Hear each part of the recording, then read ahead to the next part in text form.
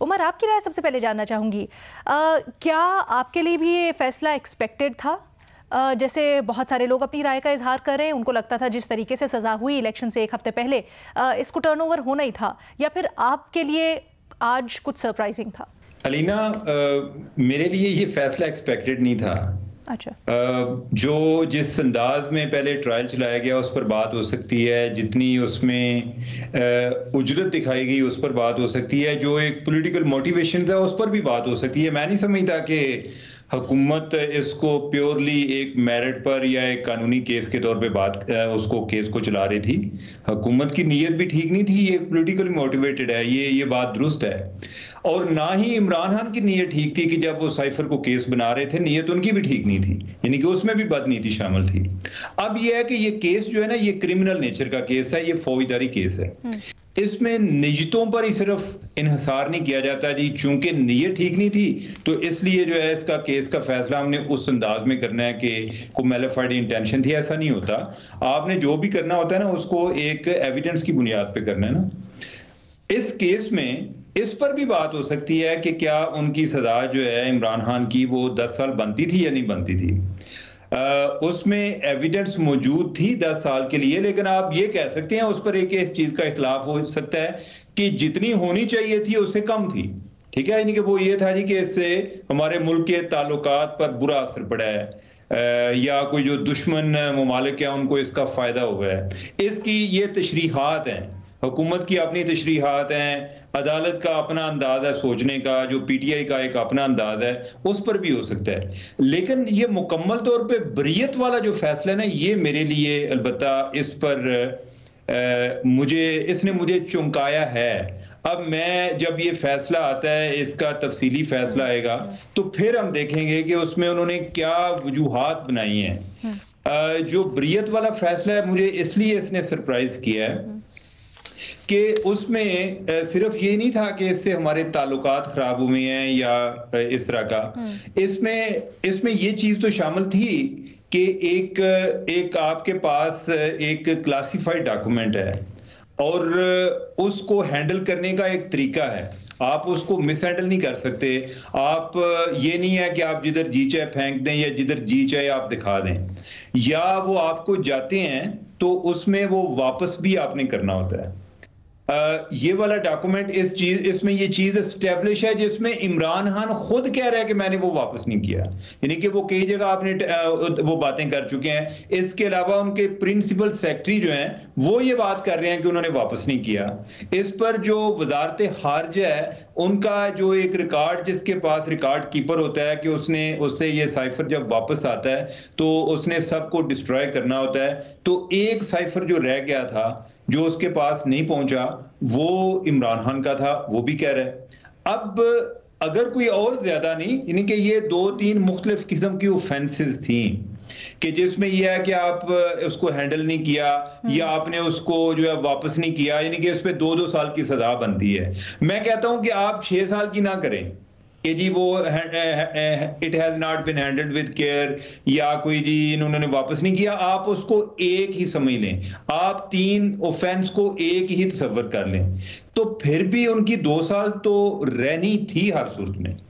मेरे लिए ये वाली चीज जो है ना, ये ज्यादा एक अचंभे की बात यह है कि ये कैसे निकली है। इसको जब अदालत एस्टेब्लिश करेगी या वो उनका तफसीली फैसला आएगा तो उसमें हम देखेंगे कि ये इन्होंने किस तरीके से, इसमें उन्हें किस तरह से क्लीन चिट मिली है उसका। और ये वो वाली बात है कि इसका आगे से कोई इतना, जो अगर ट्रायल की जो एक उस पर बात कर लें कि ट्रायल ठीक नहीं हुआ था, उस पर हम बात कर लें, तो फिर तो वो केस को रिमांड बैक कर सकते थे ना। आपने बरियत करने का एक मतलब जो है उसमें तो आपने ये है कि फिर ट्रायल भी ठीक हुआ है, एविडेंस जो है वो मुयस्सर नहीं थी, जितनी एविडेंस चाहिए थी और जो अवेलेबल थी वो नाकाफी थी। तो ये आगे अदालत किस तरह करती है, इसका हमें तफसीली फैसले से पता चलेगा।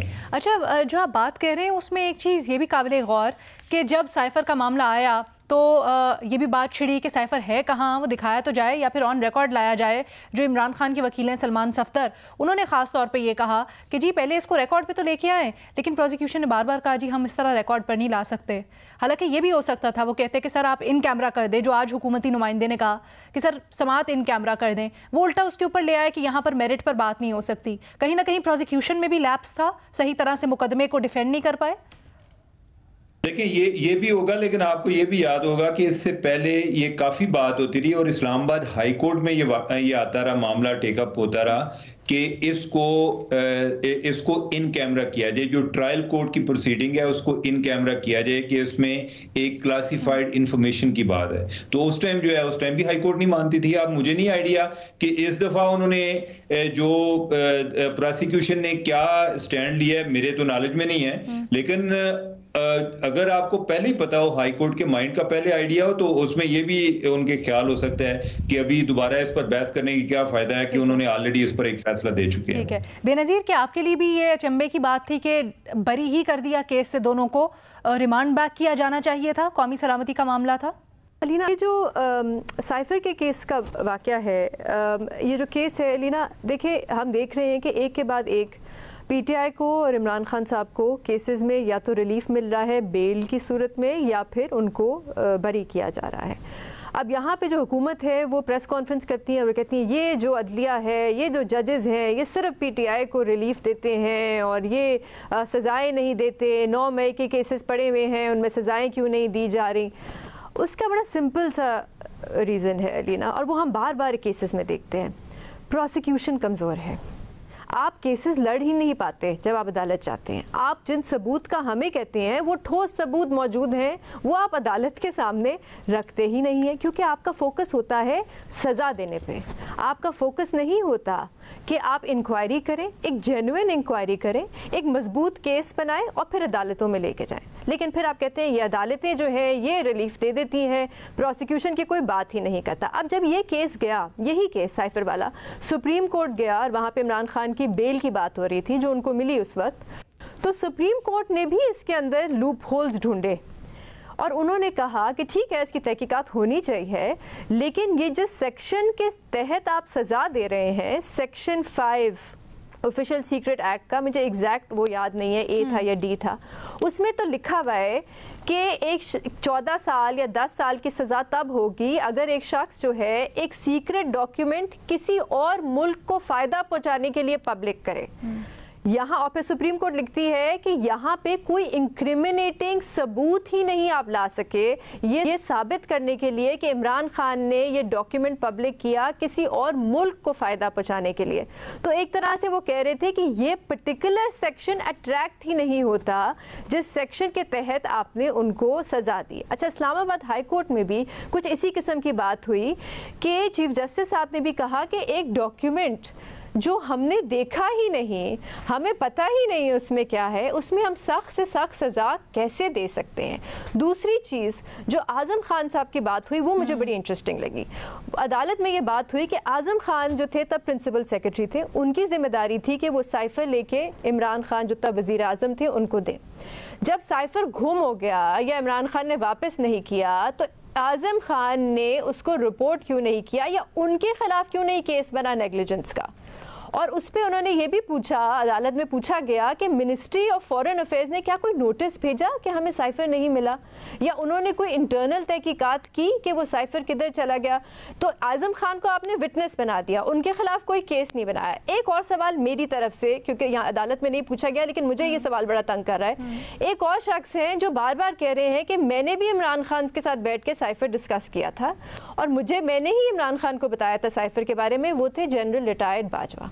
लेकिन उनको अदालत ने बुलाया ही नहीं विटनेस के तौर पे। क्यों नहीं बुलाया, मुझे समझ नहीं आई। तो प्रॉब्लम ये है अलीना कि केस सीरियस भी हो, हुकूमत सीरियस और रियासत जो है वो सीरियस नहीं है। यहाँ पे नज़र आ रहा है सीरियसनेस किस चीज़ पे है कि इन सियासतदानों को इलेक्शन से 10 दिन 9 दिन पहले इनको आप डिस्क्वालीफाई कर दें, इनको आप रेस से बाहर निकाल दें, इनके वोटर्स को डीमोरलाइज कर दें। नवाज शरीफ के साथ भी ये हुआ, इमरान खान के साथ भी ये हुआ। इंटरेस्ट फोकस इसमें नहीं है कि आप केस की एक जेन्युइन तहकीकात करें। मैं अपनी सिर्फ आखिरी पोजीशन अपनी क्लियर करना चाहती हूँ। देखिए, यहाँ पे मेरी राय में एक केस ज़रूर बनता है miss handling of state documents, क्योंकि ये एक कॉन्फिडेंशियल सीक्रेट डॉक्यूमेंट था। इमरान खान साहब उस वक्त मुल्क के वजीर आजम थे, उनको ट्रस्ट किया गया था एक कॉन्फिडेंशियल डॉक्यूमेंट देके, जिस पे उन्होंने सियासत की, उसको पब्लिक किया और बार बार उस डॉक्यूमेंट पे झूठ बोला।